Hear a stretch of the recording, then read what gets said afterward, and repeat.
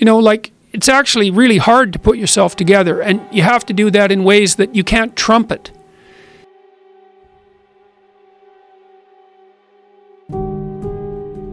Because most of the things that are wrong with you are kind of low, what would you call it, second rate and embarrassing.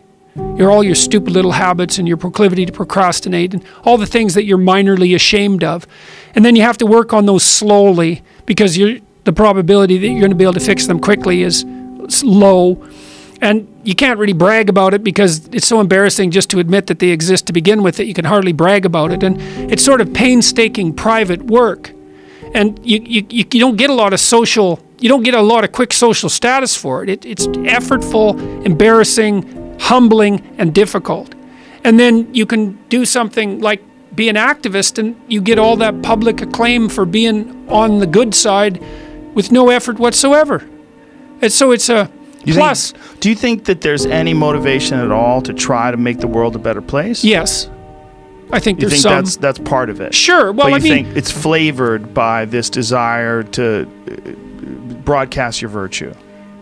Yes, because it's very difficult to make the world a better place. That's the thing young people have a messianic impulse. That's another thing that was documented by Piaget, that there's a stage, in late adolescence where you want to make the world a better place. And I would say that's probably part of the impulse to, establish a permanent relationship and have a family and take care of people, and to take on some of the burden of life. It's the psychological precursor to that.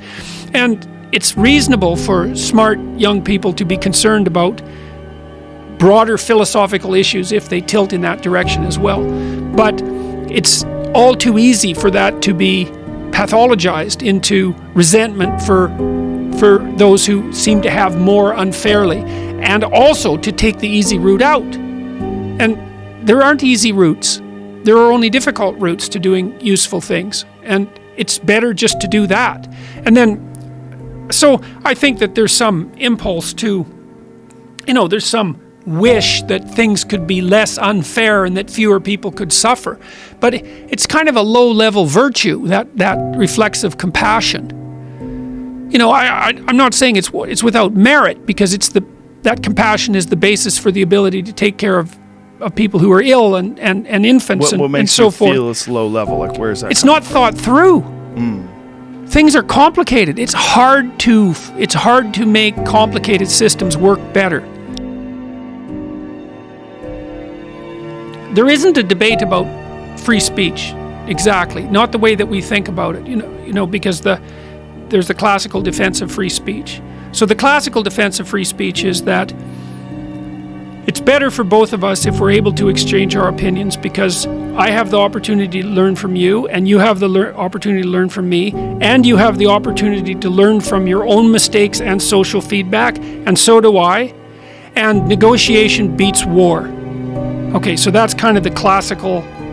Now, but that's predicated on some assumptions, and those are: you're an autonomous being, you're capable of formulating an opinion that's actually unique to you, and that in dialogue we can mutually modify each other's unique opinions in a way that produces a mutually harmonious and beneficial outcome.